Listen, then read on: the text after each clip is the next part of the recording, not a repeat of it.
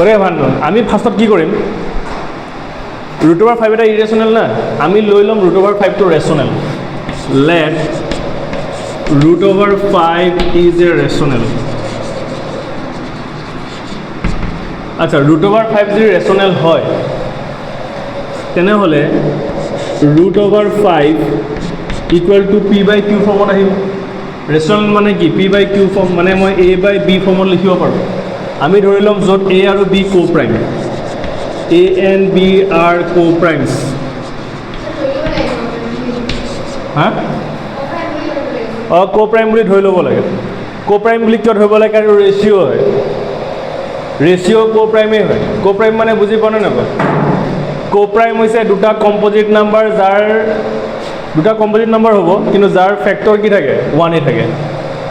মানে common factor কি থাকে 1 থাকে মানে এটাটো কেনেকৈ বুজাম ধৰিলে 9/8 co-prime দুটা একেলগে co-prime বুলি কয় কাৰণ 9 এটা কম্পোজিট নাম্বাৰে হয় এটো কম্পোজিট নাম্বাৰ হয় কিন্তু এহে দুটা 1 ৰ বাহিৰে বেলেগ কিবা ফ্যাক্টৰ আছে নেকি 9 ক ভাঙিলে 3 3 ইয়াক ভাঙিলে 2 2 2 আছে কমন ফ্যাক্টৰ কি আছে 1 যদি কমন ফ্যাক্টৰ 1 থাকে কম্পোজিট নাম্বাৰ হোৱাৰ পিছত দুটা co-prime বুলি কয় কথাটো বুজি পালি মানে ইয়াক মই কাটি মেলি ইমানখিনিয়ে আনিলো ইয়াতকে আৰু কাটিব মই নোৱাৰো কাৰণ ৰেচিও সদায় কি হয় একদম শৰ্টেজ সিম্পলেস্ট ফৰ্ম থাকে আৰু ৰেচিও হয় না a/b ফর্মত আছে a/b ফর্মত মানে কি একদম কাটি মেলি তাক মই কি কৈছে একদম সৰু ফৰ্মত আনিছো তাতকে মই আৰু সৰু ফৰ্মত 9/8 আৰু সৰু ফৰ্মত নিব পাৰিবি নেকি তই পাৰিবি 9/8 আৰু মই সৰু ফৰ্মত কি নিব নোৱাৰো নৰ্মালি নাই তেনেকুৱা সিচুৱেশনছ বিলাকত কি আহে co-prime বুলি কয় বুজি পালি এটো হল co-prime কমন ফ্যাক্টৰ অকল 1 থাকিব তাৰ বাহিৰে বেলেগ থাকিব নোৱাৰে কিন্তু co-prime মানে হেনেকা নহয় যে দুটা প্ৰাইম নাম্বাৰ co-prime মানে হেতু নহয় যে দুটা প্ৰাইম নাম্বাৰ co-prime মানে হৈছে দুটা নাম্বাৰ যাৰ কমন ফ্যাক্টৰ কি হ'ব অকল 1 হ'ব তাত কম্পোজিট নাম্বাৰ হ'ব দুটাই কম্পোজিট নাম্বাৰ কিন্তু হেতৰ কমন ফ্যাক্টৰ কি হ'ব 1 হ'ব আৰু তাৰ বাহিৰে বেলেগ ফ্যাক্টৰ কি নাই তেনেকুৱা নাম্বাৰ বিলাক হৈ যায় কি হৈ যায় co-prime নাম্বাৰ ক্লিয়াৰ বস্তুটো আপত্তি আছে এতিয়া স্যাৰ এটা যেনেকৈ 15 32 15 আৰু 32 ৰ মাজত কিবা কমন 15 ত কি আছে 5 আৰু 3 আছে 32 ত কি আছে অকল 2 আছে তাৰ বাহিৰে বেলেগ নাই কমন ফ্যাক্টৰ আছে 15 ও কম্পোজিট নাম্বাৰ হয় কম্পোজিট নাম্বাৰ মানে কি যাৰ নিজতকে বেছি কি থাকে ফ্যাক্টৰ থাকে আৰু 32 ত 2 আছে তাৰ বাহিৰে বেলেগ নাই তো 2 আৰু ইয়াত 3 আৰু 5 কমন ফ্যাক্টৰ কি আছে 32 আৰু 15 ৰ 1 আছে তো 32 আৰু 15 নো কি co-prime এটা যদি উপৰত যদি 32 থাকে তলত যদি 15 থাকে আৰু কাটাকাটি যাব নেকি আৰু কাটাকাটি কৰিব পাৰিম নেকি নোৱাৰো এটো a/b ফৰ্মেট মানে সিম্পলেস্ট ফৰ্ম এটো √5 = a/b ফৰ্মত মই লিখিব পাৰো দুইটাই কি হ'ব co-prime a/b ফৰ্ম মিন্স এটো কোবা পা বহুত ডাঙৰ ডাঙৰ নাম্বাৰ আছিল ধৰি ল কাটি মই ইমান মান দিছো ইয়াতকে আৰু মই কাটিব কি ইয়াক নোৱাৰো হৈ গ'ল co-prime ক্লিয়াৰ দেখি লাগে আল্টিমেট কথা হৈছে যাৰ কমন ফ্যাক্টৰ 1 তাৰ বাহিৰে বেলেগ নাই এটো co-prime এতিয়া এটো শৰ্ট কৰ এফে লৈ √5b = a প্ৰবলেম হলে কবি এতিয়া মই কি কৰিম মানে কি মই যে √5 যে ৰেচনেল লৈছো √5 মানে ৰেচনেল মানে কি a/b ফৰ্মেট এটো co-prime হয় a আৰু b কি হয় co-prime হয় এই যে মই যে co-prime যে ললো এটো মই ৰং প্ৰুফ কৰিম কি প্ৰুফ কৰিম ৰং প্ৰুফ কৰিম কথাটো বুজি পালি মানে আমি প্ৰুফ কৰিম যে a আৰু b আৰু ফ্যাক্টৰ আছে অকল a আৰু b ৰ কমন ফ্যাক্টৰ 1 এ নহয় বেলেগো আছে হেতু বস্তুই প্ৰুফ কৰিম হেতু বস্তু প্ৰুফ কৰি দিয়াৰ লগে লগে এটো ৰং হৈ গল নে নাই তে এটো ৰং হোৱা মানে কি ই ৰেচনেল নহয় আৰু ই ৰেচনেল নোহোৱা মানে কি ই ৰেচনেল নাম্বাৰ কথাটো বুজি পালি এতিয়া স্যাৰ নাই বুঝা মানে এটো আমি কি ললো a আৰু b co-prime ললো না নাই co-prime মানে কি এহেন দুটা আৰু বেলেগ কিবা ফ্যাক্টৰ আছে জানো এহেন দুটাৰ কমন ফ্যাক্টৰ কি আছে 1 আছে হয়নে কিন্তু আমি প্ৰুফ কৰিম যে এহেন দুটাৰ 1 ক বাদ দিও আৰু কমন ফ্যাক্টৰ আছে মানে প্ৰুফ কৰিম কিন্তু আছে বুলি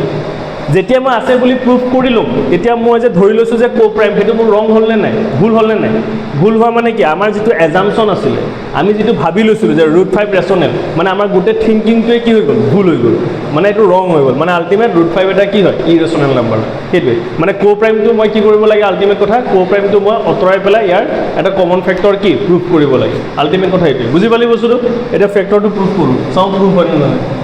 এতিয়া স্যাৰ √5b হোল স্কোয়াৰ দে এইটো হৈ গ'ল a স্কোয়াৰ আপত্তি আছে এইখিনিলৈকে এইটো আহি গ'ল 5b স্কোয়াৰ ইকুৱেল টু কি a square 5b square equal to কি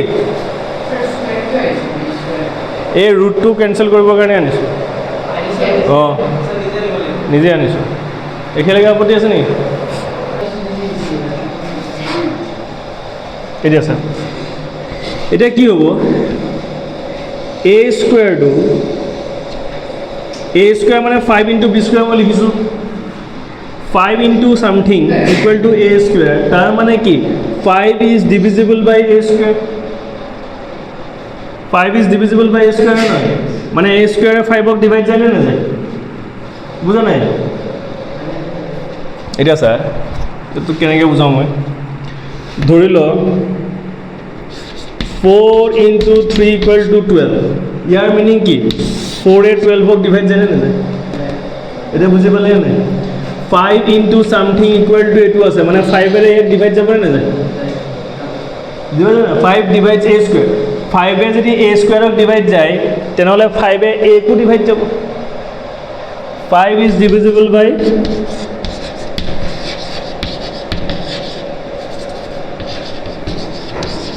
5 is divisible by কি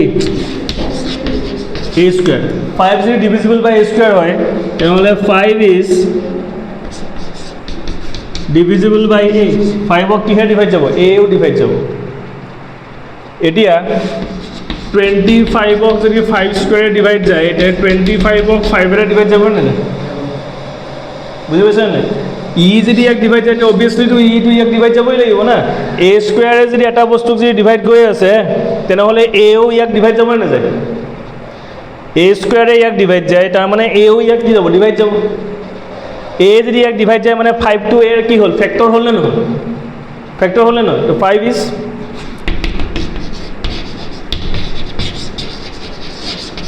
ফ্যাক্টর অফ কি a হল বুঝলি এতিয়া স্যার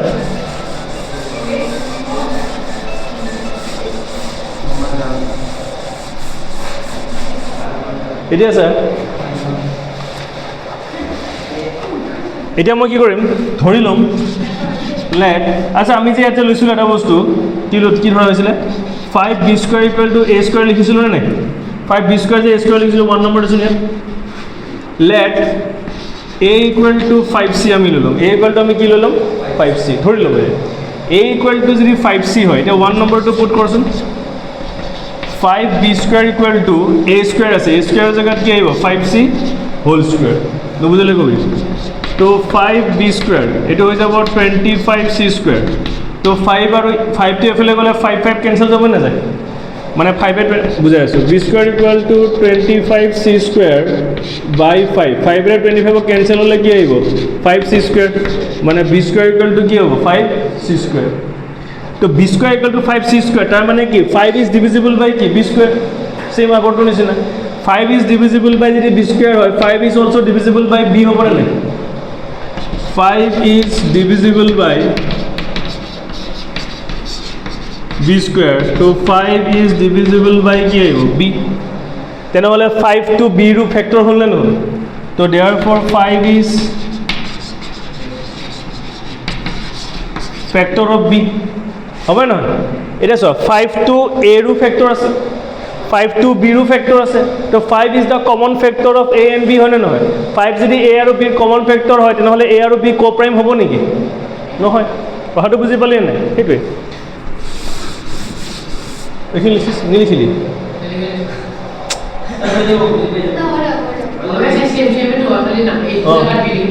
এইটো বস্তুৱে নাই বুজা বুজি কি আছিলে 5b square equal to a square আছিলে এইটো কিমান আছিলে 1 নম্বৰ ইয়াৰ পৰা কি আছিলে আমাৰ a স্কোয়াৰ ইজ ইয়াৰ নিচিনা sorry 5 is divisible by a square. So 5 is divisible by ki a. So therefore 5 is factor of. দেখি লচোন নহ'লে আকৌ মুচিম নহ'লে বুজি পাইছোঁ এতিয়া বস্তু কোনটো এইটো 5 স্কোয়াৰ 5 5 যে 25 অঁ এই জেগাত মানে মোৰ এইমটো হৈছে বিকো তেনেকৈ ডিভাইড কৰি দেখাব লাগিব না বি ডিভাইড কৰি দেখাবৰ কাৰণে মই এই জেগাত কি বহালোঁ 5c বহাই দিছোঁ বস্তুটো তোৰ এম কি তই লৈছ এ আৰু বি কি কোপ্ৰাইম মানে মই বুজাই দিলোঁ বুজি পালি কোপ্ৰাইম মানে কি কমন ফেক্টৰ কি থাকিব লাগে 1 আৰু মোৰ এম হ'ল মই সিহঁতক কমন ফেক্টৰৰ উপৰি 1ৰ উপৰি আৰু বেলেগ এটা কমন ফেক্টৰ কি কৰিব লাগে আনিব লাগে যিহেতুকে মই √5 ৰেচনেল দেখাম গতিকে মই কমন ফেক্টৰ 5 দেখাম যদি √2 হয় তেনেহ'লে কমন ফেক্টৰ 2 যদি √3 তে কমন ফেক্টৰ 3 সেই বস্তুটো আনিম কথাটো বুজি পালি এতিয়া প্ৰথমত সিচুৱেশ্যনটো কি আছিলে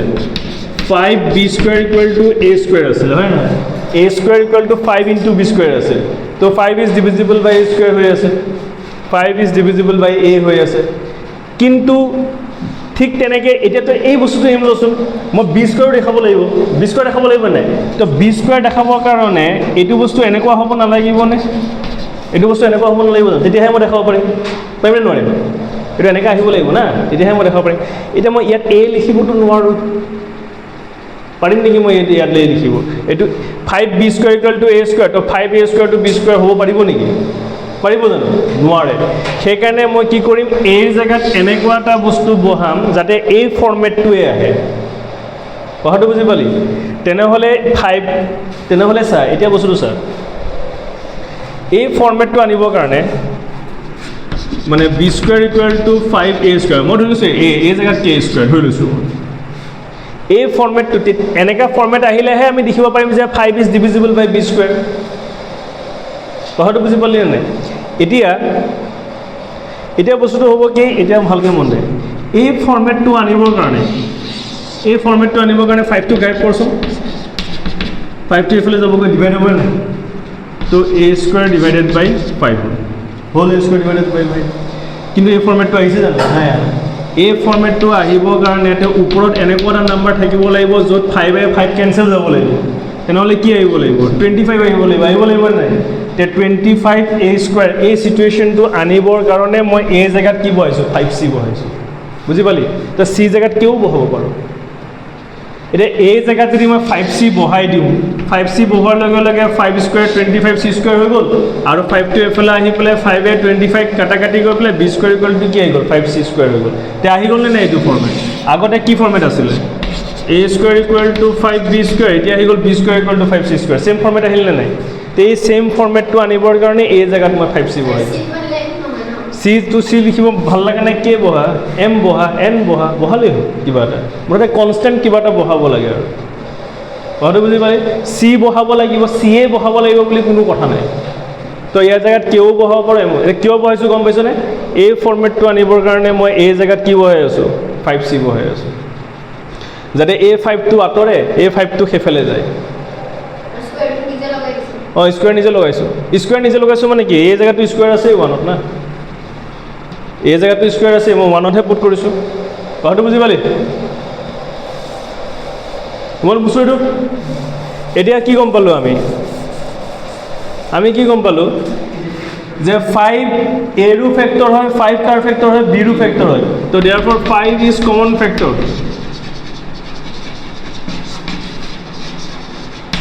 right 5 is common factor of কি a and b so therefore a and b are not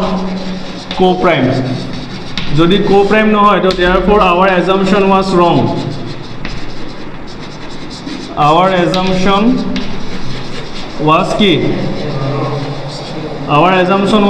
wrong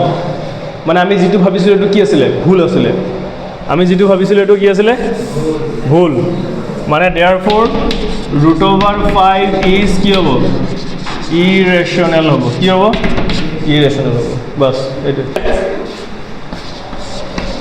3 plus 2√5 is a কি দিছে irrational এটো irrational লেখাব লাগে is irrational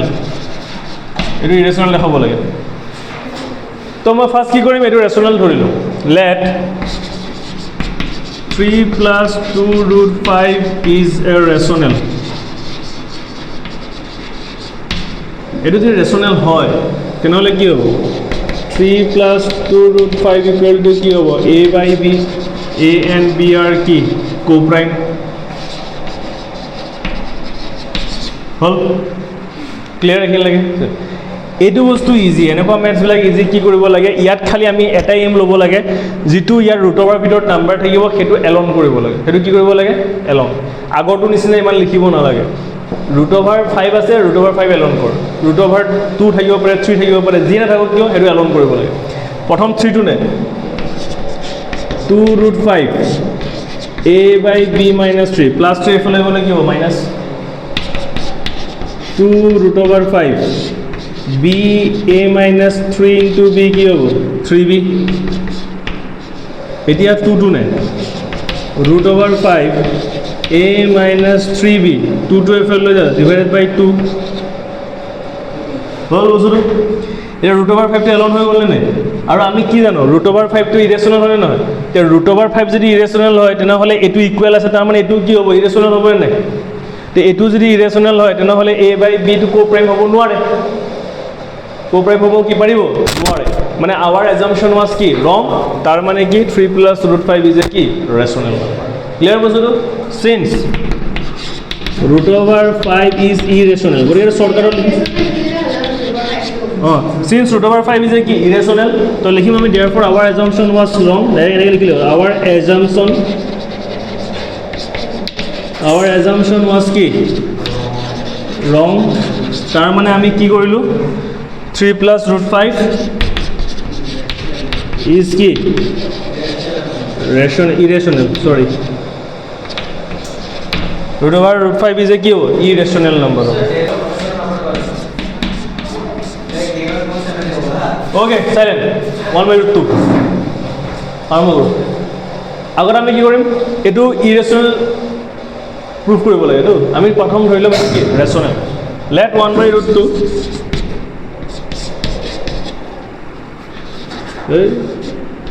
1/√2 ইজ এ কি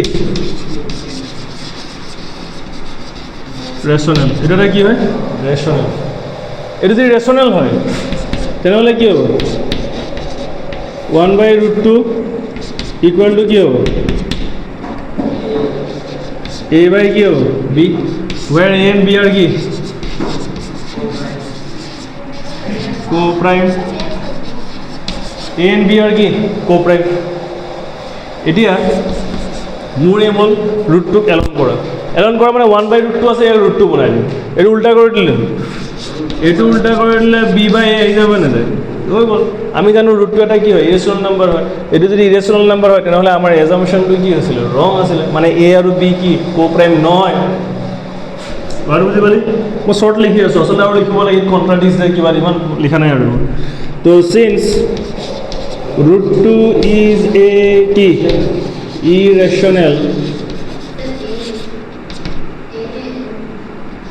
is an irrational vowel n হয় না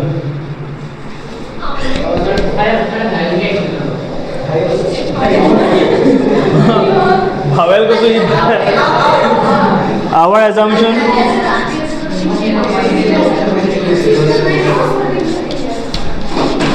assumption was কি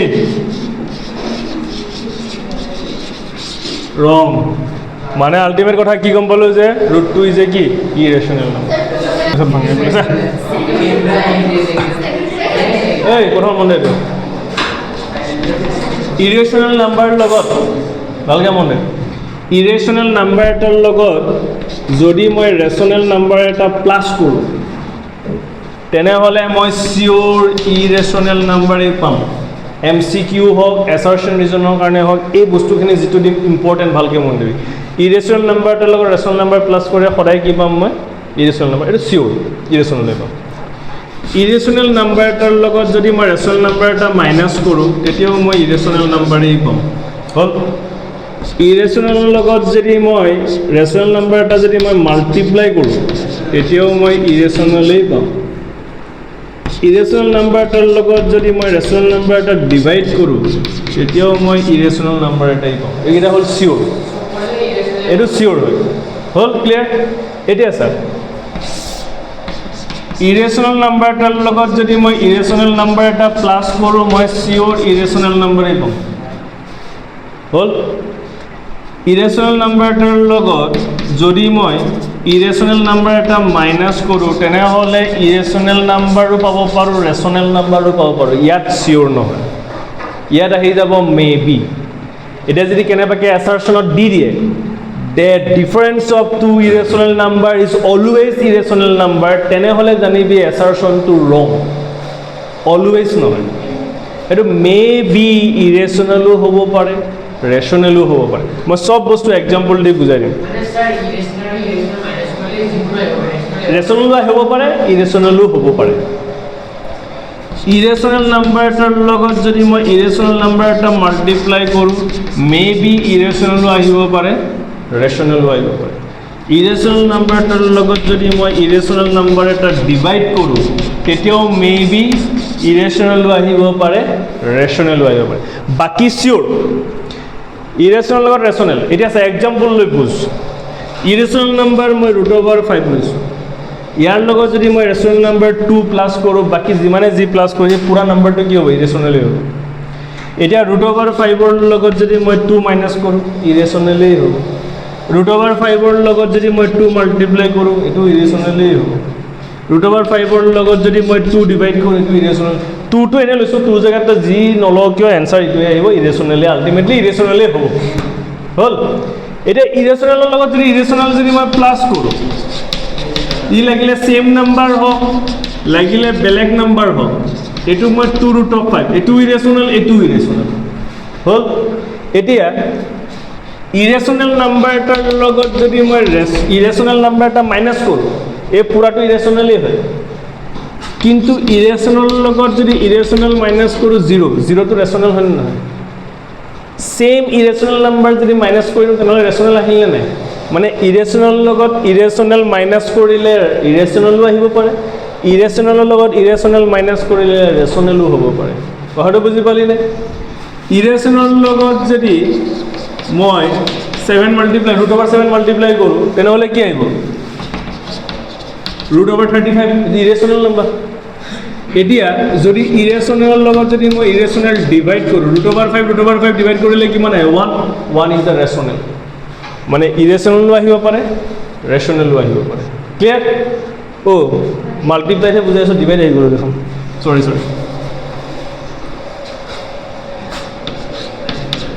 same irrational number same number √over number যদি multiply হয় √over কেনচেল হয়নে নহয় 5 এইটো জানা নাজানো সেম যদি √over ভিতৰত যদি সেম নাম্বাৰ থাকে নাজানো √5 ইনটু √5 মানে কি √5 হোল স্কয়াৰ ৰুট মানে পাৱাৰ হাফ 2 কেনসেল থাকিল কি 5 কথাটো বুজি পালি সেম নাম্বাৰ যদি মাল্টিপ্লাই হয় তাহলে কি √টো কি হৈ যায় কেনসেল এটো ৰেচনেল এতিয়া √5ৰ লগত √7 ডিভাইড কৰ এটো ইৰেচনেল থাকিব কি √5ৰ লগত যদি √5 ডিভাইড কৰ তেনেহলে কি আহিব 1 ইজ এ কি ৰেচনেল নাম্বাৰ ক্লিয়াৰ বস্তুটো এটো বস্তু লিখি ল ইম্পৰ্টেন্ট